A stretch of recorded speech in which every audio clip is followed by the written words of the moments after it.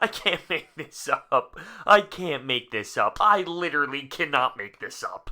The Phillies lose 16-2 to the Dodgers. 16-2. Oh man, that is ridiculous, and I am pissed the hell off. I really am. Don't let the laughing fool you. Hey, remember Maikel Franco hit a walk-off homer against the Nationals? Who the hell cares? I told you it didn't matter. I told you it didn't matter unless this team put something together. And guess what? They haven't done that, okay? That was such an embarrassment, really. That is the only word you can use to explain that, which would nail it 100%. It was embarrassing what was just displayed at Citizens Bank Park. First off, the fans of the Dodgers coming into our stadium and taking over. Now, I will say this. Half these people, have never stepped foot in LA and they claim they're Dodgers fans. But that's a whole different story. They took over Citizens Bank Park and they got to enjoy a legitimate whooping. The game changed around the fourth inning. The bottom of the third, really. We had two opportunities with bases juiced. We didn't score in any of those situations. The one run came from Scott Kingery in the third, a solo shot, and that was before bases were even loaded. So realistically, we had first inning, third inning, bases juiced. We didn't score in those scenarios at all, and for it to end, third inning, bases loaded, Maikel Franco doesn't run out of ground ball, shocker, doesn't run out because he's slow and it's either home run or bust with this guy. And the first baseman had a little trouble getting his foot on first base. He's running like this. And Maikel Franco pisses me off because I mentioned this before. If he doesn't hit it the way he wants to hit it, he pouts, he throws his bat, he gets all pissed off. But he hits a walk-off dinger and here we go. Here's the show. I'm the man. Like, hustle your ass off, because what happens right after that moment? Well, let's see. Here you go. Here's the fourth inning for the Dodgers where they started to put runs on and pile runs on. A single, a double, an out, a single, a walk, a single, a safety squeeze bunt where, I don't know, maybe we didn't cover first base, a sack, a single, and a double steal. And that scores a run. And at the end of the inning, nobody knew how many outs there were. No one but JT Realmuto. That's pathetic. Right or wrong, does this not go on Gabe Kapler? I mean, their players aren't ready. The players are not focused. Right or wrong, at some point, the coach, or in this case, the manager, has to feel the pressure about this. Their players aren't ready. Yes, it's on the players, and I'm a firm believer in that. But in sports, whether it's fair or not, the coach gets the blame after a certain amount of time. And here we are. We're looking at a second season in a row with a horrendous collapse. I can't believe it. That was so brutal to watch. The sad part is I watched the whole damn thing. 19 hits, 16 runs, scored, allowed 4 homers. Bellinger with 2 of them. How about Bellinger? Bellinger in the ninth when the score was what? I don't even know off the top of my head. 14-1? I don't know. He's hustling his ass off the first base to beat out a ground ball. But Maikel Franco won't do that with bases loaded, 2 outs in a close game. They have people diving into foul territory into the wall when it's a 12-run game, 14-run game. We can't get Maikel Franco to run out to first base. And here's the best part. He came out the next inning. Like, at what point are you going to hold these people accountable?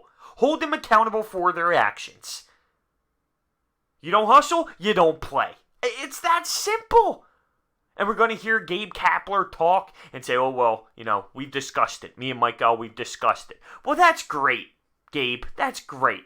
I also love the fact when Rios came into the game, and he got tossed for throwing a slider at a hitter after he allowed 3 extra base hits. He gets tossed. Gabe comes out, shows some fire, starts freaking out, getting in front of the ump, starts screaming, doing his finger points. That's real cute, Gabe. Real cute. No one cares, man. No one cares.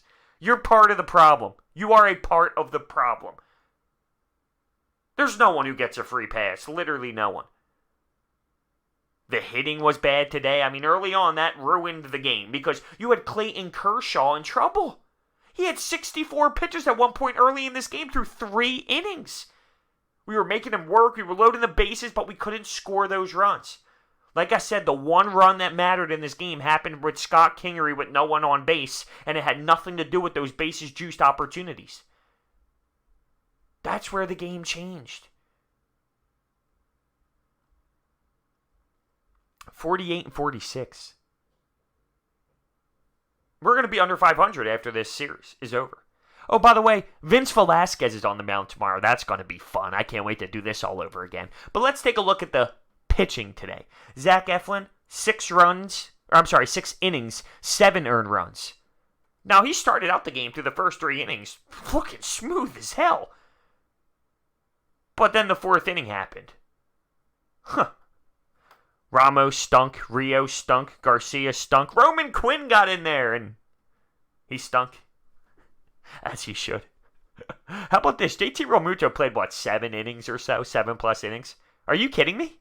Like, I know this is a little thing right now, but the guy's played 50,000 innings already. He can't ever have a day off because Andrew Knapp is so horrendous. These are the moments, right? When it's a 7th inning and it's a blowout game. These are the moments. Take him the hell out of the baseball game and put Andrew Knapp in. I don't care. That's when I'll be totally fine with seeing Andrew Knapp get struck out. Or hit. He got hit in this game and he had this cocky little smile as if he was in disbelief as he was going to first base. Like, okay, Andrew Knapp, yeah, I'm sure he tried to hit you on purpose because he was so afraid of you up the bat. He was so afraid. Oh, man, there's so many laughable moments. This was a game that it gets laughable. Like, I'm so frustrated. I'm so pissed off. But you can't not laugh at all these moments that occurred. You forget the outs, Andrew Knapp, Gabe Kapler coming out, Maikel Franco not hustling and still coming out the next inning. Like, there's so many things that just happen in this game that makes you crack the hell up. In disbelief, really, in sadness at the end of the day. Listen, there's no doubt the Dodgers are a powerhouse squad right now. But you got to give me more, Phillies. You got to give me more. You can't let that happen. We talked about it from the break. How important these 7 games were. The 3 against Washington and the 4 against the Dodgers. What are we, 1-3? Yeah, great start. And did you see the Dodgers today? It goes hand in hand with what I said about Cody Bellinger when he ran it out in the 9th inning. No matter what, they're giving it all. No matter what, they're giving it all. They're not giving up at bats. They're not giving up situations. They're trying to knock in runs left and right. They're continuing to put their foot on the gas pedal as they should. This is the majors. If you're going to put Roman Quinn up the pitch, by all means, swing at it. I don't care. I don't care about, them being too harsh or scoring too many runs. Swing the damn bat and crush it. This is the major leagues we're talking about. Put it down our throats. Because I would want the Phillies to do the same thing to another squad.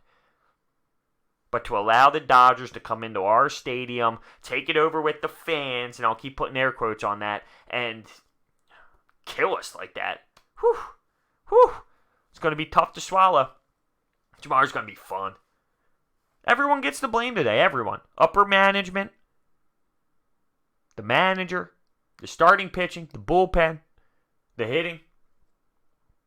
Everyone wants to crush Bryce Harper, right? I know. Keeps coming back that Bryce Harper's not performing it enough. Well, to be fair, he went, 2 for 4 today, and he had that single with the shift on in his first at-bat. Then he had that double down the right field line. Without him, those bases wouldn't have even been juiced. Oh, but his power numbers are bad. Okay. But without him, those bases wouldn't have been juiced. It's not his fault we weren't able to knock guys in. And Jay Bruce had an opportunity. Twice. And with one of those, I know it's a little nitpick. It was the first inning where we had bases juiced. But we were working and working and working Clayton Kershaw. And he swung at the first pitch. After he walked 2 guys, he swung at the first pitch. Now, I'm not going to crush him. It was actually a decent pitch to swing at, and he just missed it. But after Kershaw walks 2 to swing at the first pitch, made me cringe a little. But whatever. Come on, really? I'm going to start... I mean, I can go down the line at so many little things that bother me today. When you take a look at it as a whole, we lost 16-2 at home. We allowed 19 hits. How are we going to recover from this? Really? I smell a sweep. I smell a sweep. This Dodgers team just came off of a Boston Red Sox game that went into extras late in the night. They got in at, 4 in the morning? Super early in the morning? And they waxed us. Oh, my God. Oh, my God. It was like a dream.